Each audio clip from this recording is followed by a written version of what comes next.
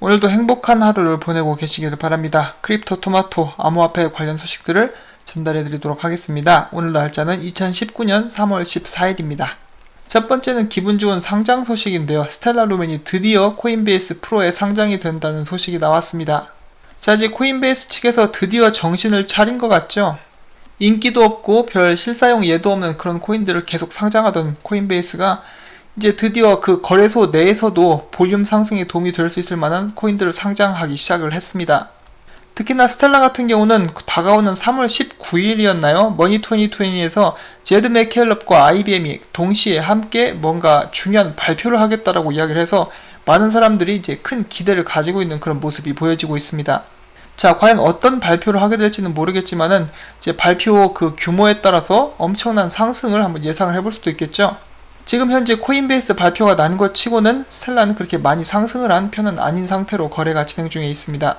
그리고 또한 대쉬 역시 최근에 많은 상승을 보여줬었는데 그 이유는 블록체인 결제 서비스 업체인 폴리스페이와 파트너십을 체결하고 마스터카드, 체크카드를 통한 대쉬 결제를 지원할 예정이라고 보도가 된 것이기 때문이라고 합니다.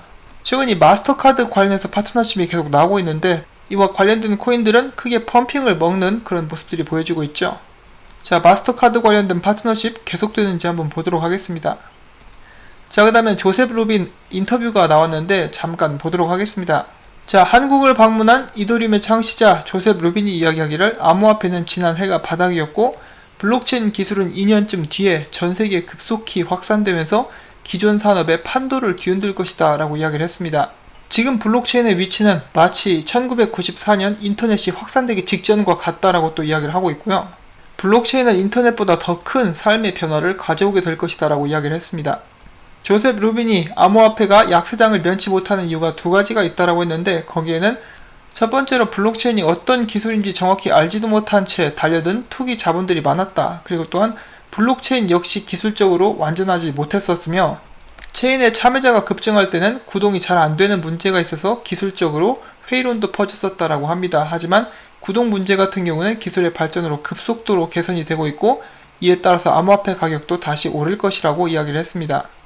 또한 중요한 것은 전 세계가 디지털 경제로 가고 있다는 점이고 블록체인은 디지털 자산을 만들어내고 이를 원장 분산 저장을 통해서 가치 보장을 받는다는 점이라고 이야기를 했습니다.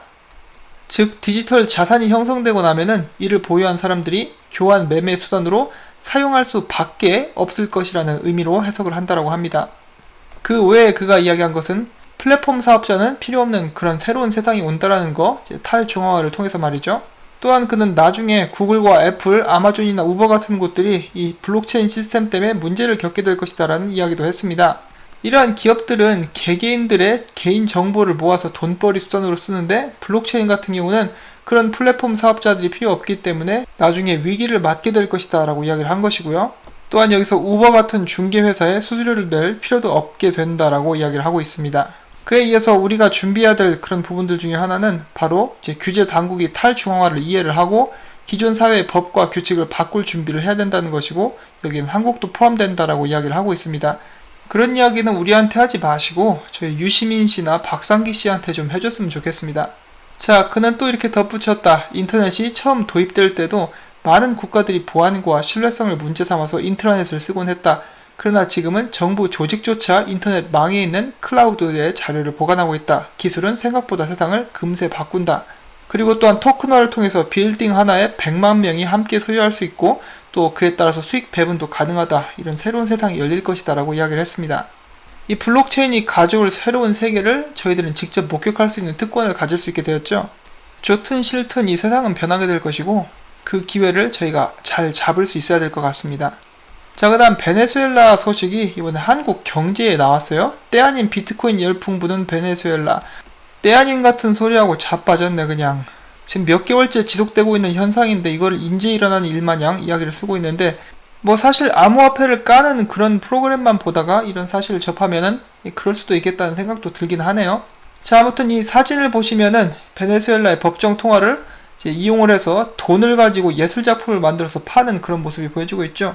자, 관련 기사를 읽어보도록 하겠습니다.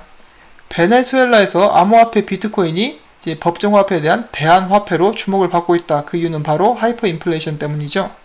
베네수엘라의 주간 비트코인 거래량은 수년간 계속 증가해 지난달 초에 사상 최대인 2487 비트코인을 기록했다. 이처럼 베네수엘라의 비트코인 거래량이 늘어나는 것은 국민들이 자국 화폐를 믿지 못하기 때문인데, 베네수엘라 정부는 재정 지출을 무리하게 확대하는 등 정책을 펼치면서 법정화폐 볼리바르를 무리하게 찍어내서 화폐 가치 폭락을 자초했다. 많은 베네수엘라 국민들이 생계가 막막해져서 베네수엘라를 탈출하고 있고, 이제 중산층 역시 힘들어하고 있는 그런 상황이다. 자산 가치 보존을 위해서 주식이나 부동산을 구입하려고 하지만은 국내에선 한계가 있다. 정부 정책 탓에 해외 투자도 쉽지 않다. 베네수엘라는 국내 자산이 해외로 유출되는 것을 막기 위해서 자산 송금 등 국민들의 해외 지출을 엄격하게 제한하고 있는 것으로 알려졌다.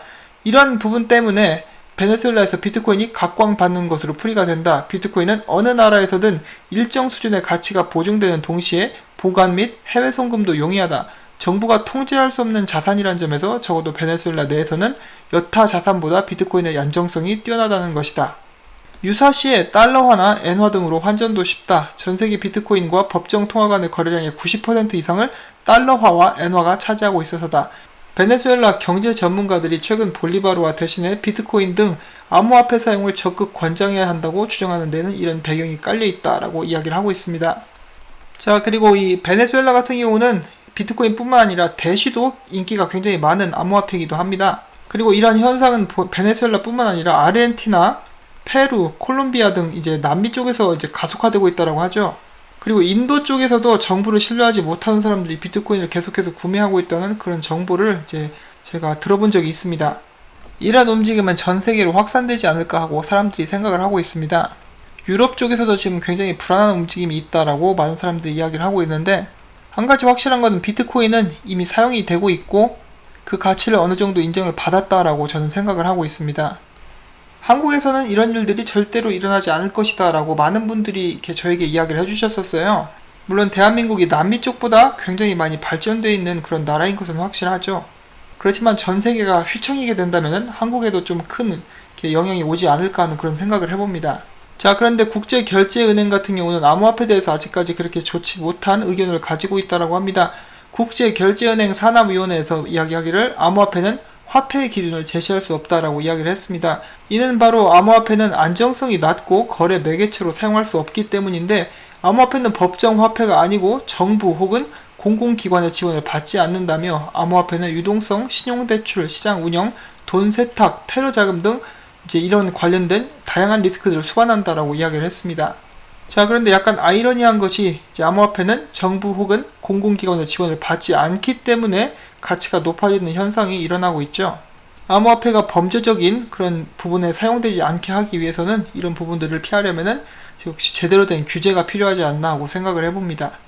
자, 다음 국내 소식 잠깐 보도록 하겠습니다. 카카오에서 1000억 규모의 암호화폐 투자 유치를 시작을 했고 메인넷을 앞두고 있다라고 하는데요. 어떤 소식인지 보도록 하겠습니다. 카카오 블록체인 암호화폐 클레이튼이 1000억 원 규모의 추가 투자 유치에 나선다. 그라운드X는 최근에 프라이빗 ICO를 통해서 이제 9천만 달러 약 1200원어치의 투자금을 확보를 했고요. 그라운드X는 카카오 블록체인을 담당하는 일본 법인입니다. 이들이 ICO를 한 곳은 바로 싱가포르이고요. 올 상반기에 메인넷 오픈이 목표라고 합니다.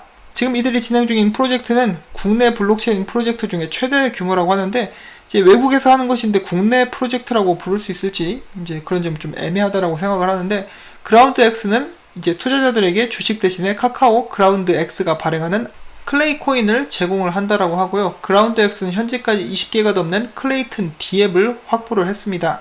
또한 이 D앱들의 사용자들은 수백만 명 정도가 된다라고 하니까 이제 잘 준비를 하고 있다라고 볼 수가 있겠죠. 이제 카카오뿐만 아니라 네이버 같은 경우는 일본 법인 라인을 통해서 블록체인 사업을 진행하고 있습니다. 자, 정말 안타깝죠. 국내 대기업인데 이제 국내에서 사업을 못하고 해외로 나가서 이렇게 눈치 보면서 사업을 하고 있죠. 만약에 이 사람들이 정말 싱가포르나 일본 대신 국내에서 이런 사업을 했으면은 이제 일자리 쪽에서도 이제 많은 수요가 일어나게 될 수 있었을 것이고, 많은 해외 자금도 이제 유치를 할 수가 있었을 텐데, 이미 버스는 떠났다라고 볼 수가 있겠습니다. 자, 다음 미국에 관한 소식. 미국 예일 대학교에서 예일 오픈랩을 통해서 블록체인 기반 탄소 배출 추적 도구를 개발한다라고 밝혔습니다. 미국 하원이 핀센 지능법을 통과한 것으로 나타났고요. 해당 법안은 테러리즘 방지 법안으로서 이를 통해서 테러리즘에 가담되는 암호화폐에 대한 규제를 강화하겠다는 방침입니다. 자, 여기서 기억을 해야 될 게 비트코인, 이더리움 다 추적이 됩니다. 추적이 안 되는 익명성 암호화폐들 어쩌면 위기에 놓일 수도 있겠죠. 자, 그리고 또한 이번에 미국 SEC의 의장인 제이 클레이튼이 미국 의회에 보낸 문서가 편지라고 해야 될지 모르겠는데 공개가 되었습니다. 여기에서는 어떤 암호화폐가 증권이 되는지, 그리고 어떤 식으로 증권 판명이 났더라도 그 사용에 따라서 증권이 아닐 수 있게 되는지에 대해서 설명을 한 그런 문서라고 합니다. 이런 식으로 편지가 나와 있고요. 이것을 읽어보고 싶으신 분들은 제 트위터에 공유가 되어 있으니까 오셔서 읽어보시면 될 것 같습니다. 미국에서 적극적으로 이렇게 움직임이 일어나고 있다는 거 좋은 방향이라고 보여집니다. 자, 그 다음 코인베이스 커스터디에서 콜드월렛으로 장외거래 판매를 첫 번째로 완수를 시켰다라고 합니다. 이를 통해서 기존 거래를 진행하기 위해서 투자자가 콜드월렛에서 자금을 핫월렛으로 인출해야만 했었던 비효율적이고 안전하지 않은 방식을 개선을 했다는 게 코인베이스 측의 설명입니다. 자, 코인베이스 살아나나요? 자, 다음은 약간 범죄에 관련된 소식이 있는데 우크라이나 블록체인 스타트업 CEO가 납치를 당했습니다. 아무래도 원인은 이 사람이 진행을 했었던 ICO 때문이다라고 생각을 하고 있는데 일단 정확히 돈을 금품을 요구하거나 그런 모습은 아직까지 없다라고 합니다. 자, 시청자 여러분들께서 한번 생각을 해보셔야 될 부분 중에 한 가지가 있는데 저는 나중에 불장이 반드시 크게 올 것이라고 생각을 합니다. 그렇게 되었을 때 만약에 여러분께서 지금 현재까지 다른 사람들에게 여러분들이 암호화폐 투자를 하고 있지 않다라고 말을 안 하셨으면은 앞으로도 하지 않으시기를 바랍니다. 개인적인 생각이긴 하지만요. 정말로 암호화폐 가격이 훌쩍 뛰는데 만약에 여러분 주위에 있는 사람이 여러분이 암호화폐에 대해서 많이 투자를 했었다는 것을 알게 된다면, 기억을 하고 있다라면은 아, 저 친구 돈 엄청 벌었겠네 라는 그런 인식을 가질 수가 있겠죠. 지금은 무시하고 있지만은 가격 올라가면 사람들 태도 완전하게 바뀔 수가 있습니다. 저는 여러분들이 나중에 크게 부자가 되셨으면 좋겠고, 그렇게 되었을 때 다른 사람들이 그것을 알아서 크게 좋을 일은 없을 거라고 생각을 합니다. 언제나 판단은 여러분들께서 하시면 될 것 같고요. 아무튼 이런 범죄, 해킹 조심하시면 좋을 것 같습니다. 자, 그 다음에 페이스북 관련된 루머가 한 가지 더 나왔습니다. 최근에 이탈리아어 이용자의 제보를 이용해서 페이스북이 비트코인 결제를 지원하려 한다는 보도가 나왔습니다. 해당 미디어에 따르면 최근 페이스북이 페이스북으로 결제하기 선택사항에서 비트코인과 비슷한 로고를 보인 것으로 나타났다고 하는데요. 당연히 페이스북 측에서는 한마디도 없습니다. 아직까지 비트코인을 결제의 수단으로 넣기에는 페이스북 입장에서는 좀 섣부른 것이 아닌가 하는 생각이 드는데 아무튼 이런 소문도 있습니다. 새로이 개장을 준비하고 있는 암호화폐 거래소가 있는데 BECOSE라고 합니다. 여기에서 나스닥의 핵심 기술을 채택해서 암호화폐 거래 및 채굴 플랫폼 구축에 나선다라고 하고요. 비커즈 같은 경우는 나스닥 엔진 시스템, 마켓 모니터링 등 나스닥 핵심 기술을 도입하고 나스닥 금융 프레임워크를 통해서 신규 수요를 충족시킨다는 계획을 가지고 있습니다. 마찬가지로 현물 거래 역시 준비를 하고 있다고 하네요. IOST에서 15억 ERC20 IOST 토큰을 소각을 끝냈다라고 밝혔습니다. 자, 그 다음에는 아이러니하게도 스테이블 코인 프로젝트 팩스의 CEO가 이야기하기를 스테이블 코인은 과도기적인 산물에 불과하고 결국은 사라지게 될 것이라고 자기 무덤을 파는 이야기를 했습니다. 나중에 지금 미래 토큰 가치가 상대적으로 안정세를 찾게 된다면 사용자들은 거래에 해당 토큰들을 직접적으로 사용하게 될 것이라며 스테이블 코인이 암호화폐 거래에 사용되는 일은 점점 줄어들게 될 것이라고 이야기를 했습니다. 굉장히 솔직한 발언이죠. 스테이블 코인 회사를 운영하면서 스테이블 코인이 이제 사라지게 될 것이다. 이 인터뷰에 응하기 전에 소주를 한 잔 걸친 것이 아닌가 하는 생각이 듭니다. 자, 꽤 유명한 암호화폐 분석가죠. 조셉 영 이야기를 또 한번 들어보도록 하겠습니다. 암호화폐 관련 기업들은 악조건 속에서도 빠르게 확장해 나가고 있다. 투자자들은 개발자 활성도, 투자 수익률, 인프라 구축 지연 등의 이유로 암호화폐 베어마켓 하락장이 지속될 것이라는 우려를 표하고 있지만은 이번 베어마켓에서 업계는 현재까지 기대 이상의 모습을 보여주고 있다고 밝혔습니다. 한마디로 지금 하락장이기만 하지만은 오히려 오는 상승장을 기대를 하면서 더 많은 발전을 꾀하고 있다고 볼 수가 있겠죠. 보통 닥터 둠 하면은 누리엘 루비니 교수가 생각이 나는데 이 사람은 또 다른 닥터 둠입니다. 스위스의 유명 투자자이자 1997년과 2008년에 금융위기를 예고한 닥터 둠 마크 파버가 최근 인터뷰에서 지난 2월 말에 처음으로 비트코인을 구매했다라고 밝혔습니다. 이와 관련해서 그는 암호화폐 지갑 업체 자포의 최고 경영자인 웬스 카사레스의 권유로 비트코인 구매를 결정을 했으며 현재 기술적인 관점에서 비트코인 구매 적기라고 생각한다라고 덧붙였습니다. 자, 또 다른 닥터 툼 루비니 교수는 이것을 보고 뭐라고 할지 궁금해지는 그런 기사입니다. 러시아 중앙은행이 암호화폐에 관련돼서 강한 규제를 제시할 가능성이 나타났습니다. 어느 정도냐면은 규제 강화가 시행될 시에 러시아 정부는 자격이 인정된 투자자에게 암호화폐 투자에 관련된 자격증을 발급을 하고 암호화폐 거래를 허용할 예정이라고 합니다. 그리고 또한 이뿐만 아니라 거래소와 이렇게 정보 공유 시스템을 구축을 해가지고 여기에는 나와있지 않지만은 이제 실시간으로 그 정보를 알아보겠다 이거죠. 얼마만큼 투자를 했는지 혹은 이제 얼마 이상으로 투자를 하는지 그런 것까지 모니터링 하겠다라고 이야기를 하고 있습니다. 이것들을 뭐 공산국가로 퇴행하는 것은 아닌지 그런 생각이 들게 하는 그런 정책입니다. 자, 그 다음에 비트코인 관련된 소식들을 잠깐 보도록 하겠습니다. 비트코인 51선이 곧 100일선 위로 올라가게 되는 불크로스가 곧 생긴다라고 합니다. 이는 2018년 8월 이후에 처음 있는 일이고 비트코인이 4,200불대까지 오를 수 있는 가능성이 열린다라고 하는데요. 만약 지금 가격이 3,600불대로 떨어지게 돼버리면은 이 약발을 받지 않게 될 수도 있다라고 합니다. 그리고 지금 차트가 역 헤드 앤 숄더 차트를 그리고 있다라고 하는데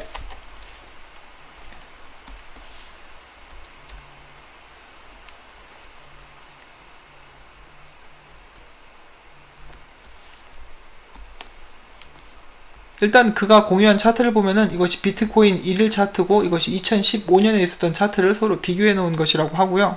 이제 꽤 비슷한 모습을 보여주고 있죠. 이 차트대로 간다라면은 다시 한번 하락할 가능성도 있다 이런 식으로 이야기를 하고 있습니다. 자, 그러면 그가 뭐라고 했느냐 이제 좀 더 자세히 보자면은 본인이 11년의 분석과 경력으로 봤을 때 이제 비트코인이 바닥을 쳤다라고 생각을 하고 있고 아직 희미한 가격 하락의 가능성이 있는데 만약에 떨어질 경우 3,150불 다시 한번 테스트하러 갈 수도 있고 그리고 이제 많이 떨어져 봤자 3,000불 아래로는 가지 않을 것이다 라고 이야기를 했고요. 비트코인은 또한 사람들의 바람과는 달리 올해 안에 크게 폭등을 하거나 하지는 않을 것이다. 그리고 또한 사람들이 이야기하고 있는 4년 주기 비트코인 사이클은 점점 길어지고 있다 이런 말도 했습니다. 그리고 다음 최고점까지는 4년 반 정도가 남았으며 그때가 되면은 15만 달러 정도의 비트코인이 이를 것이다 라고 이야기를 했고요. 마지막으로는 역시 이는 투자에 관한 조언이 아니다 라고 이야기를 하면서 글을 마쳤습니다. 지금 이 가격대를 잘 지지를 해주면서 큰 호재라든지 볼륨 상승과 함께 4,200불대를 좀 뚫어주면 안심을 할 수가 있겠는데 아직까지는 저희가 긴장하면서 이 가격표를 지켜봐야 되지 않나 싶습니다. 물론 좀 더 장기적인 그런 시점으로 투자를 하고 계시는 분들께는 이제 해당되지는 않는 말이라고 볼 수가 있겠죠. 자, 그리고 암호화폐를 사용하고 투자를 하는 사람들 중에 60%는 아직도 비트코인을 통해서 결제하는 것을 걱정하고 있다라는 그런 기사도 나왔습니다. 최근에 그런 설문조사에 따르면은 아직도 60% 이상은 비트코인이 결제를 진행을 했을 때 결제가 제대로 이루어지지 않을까봐 걱정하는 그런 부분들이 꽤 크다라고 합니다. 기사에서는 기술이 빨리 발달해서 현금보다 혹은 신용카드보다 사람들이 비트코인이나 암호화폐를 더 믿고 더 쉽게 결제를 할 수 있는 그런 부분을 가능하게 해야만 더 이제 미래가 밝을 것이다 이런 식으로 이야기를 하고 있습니다. 자, 그 다음에 오늘도 저스틴선 관련된 소식이 한 가지가 있습니다. 최근에 일론 머스크, 테슬라의 일론 머스크가 여기 보시는 이 사람 미샤 레더맨이라는 사람을 팔로잉하고 있는 것이 나타났는데 이 사람이 이제 트론 관련해서 개발을 진행 중인 그런 사람이라고 합니다. 그래서 저스틴선이 이제 내 생각에 일론 머스크가 이제 트론에 대해서 더 알고 싶어 하는 것 같다. 우리 트론 커뮤니티는 테슬라를 좋아한다라는 이런 트윗을 남겼습니다. 자, 만약에 일론 머스크가 비트코인이 됐든 트론이 됐든 이런 쪽에 관심을 보이고 투자를 할 수 있다면 그것은 정말 굉장한 호재라고 볼 수가 있겠습니다. 그런데 뭐 아직까지는 좀 시기상조인 그런 부분이라고 볼 수가 있겠죠. 그리고 또 한 가지 보여드리고 싶은 게 있는데 바로 이 찰스와 저스틴선이 아마 절친인 것 같습니다. 둘이 이렇게 같이 셀카도 찍고 있는 그런 모습이 이번에 올라와서 재밌어서 여러분들께 이렇게 공유를 해드립니다. 자, 그 다음에 온톨로지에 관련된 소식 한 가지가 있습니다. 온톨로지가 이번에 새로운 영화 배급 업체인 무비블록과 파트너십을 맺었고 이 회사는 KM플레이어에 의해서 운영이 되고 있으며 KM플레이어는 세계에서 제일 많이 다운이 되는 그런 플레이어다. 그리고 판도라TV에서 소유한 그런 업체이기도 하죠. 자, 아무튼 이런 파트너십이 있었다라고 이제 온톨로지에 올라와가지고 공유를 잠깐 해드립니다. 자, 그 다음에는 이것이 채굴의 미래다라는 그런 사진이 한 가지가 올라왔어요. 여러분도 아시다시피 채굴을 할 때 그 전기세 만만치가 않죠. 그런데 이 태양광 발전을 사용해서 채굴을 한다 그러면은 환경도 아낄 수 있고 전기세도 절약하며 본인의 집도 이제 난방에 쓸 수 있는 그런 열을 발생시킬 수 있기 때문에 일석삼조라고 볼 수가 있겠죠. 이렇게 태양열 장치를 세팅하기 위해서는 이제 설치비가 꽤 많이 드는데, 그렇게 했을 경우에 미국 같은 경우는 이제 세금에서 공제를 해주는 그런 혜택도 있다라고 합니다. 여러분들이 이제 개인 주택을 가지고 계시다면은 이런 것도 한번 고려를 해보시면 좋을 수가 있겠죠. 자, 이렇게 해서 오늘도 많은 소식들 함께 알아봤습니다. 역시 가장 많이 관심이 집중되는 것은 바로 이 비트코인 가격이 어디로 움직이느냐라고 볼 수가 있겠는데요. 일단 저점을 다지는 것은 이제 확실해졌다라고 볼 수가 있겠는데, 하루빨리 저희가 추세 전환이라고 부를 수 있을 만한 그런 움직임이 일어날 수 있기를 한번 바라봅니다. 오늘도 이 제가 운영하는 토마토 클럽을 찾아주신 여러분께 진심으로 감사의 말씀을 드리면서, 이 정보들이 도움이 되셨다 그러면은 구독과 좋아요, 그리고 제가 계속해서 이 토마토 클럽을 운영할 수 있도록 광고 시청을 처음부터 끝까지 꼭 부탁을 드리도록 하겠습니다. 여러분 한 분 한 분께서 도와주셔야만 제가 계속해서 이렇게 열심히 일을 할 수 있기 때문에 이렇게 부탁을 드리도록 하겠습니다. 앞으로는 더 나은 서비스를 약속드리면서 이 토마토 클럽 이제 문을 닫도록 하겠습니다. 안녕히 계십시오.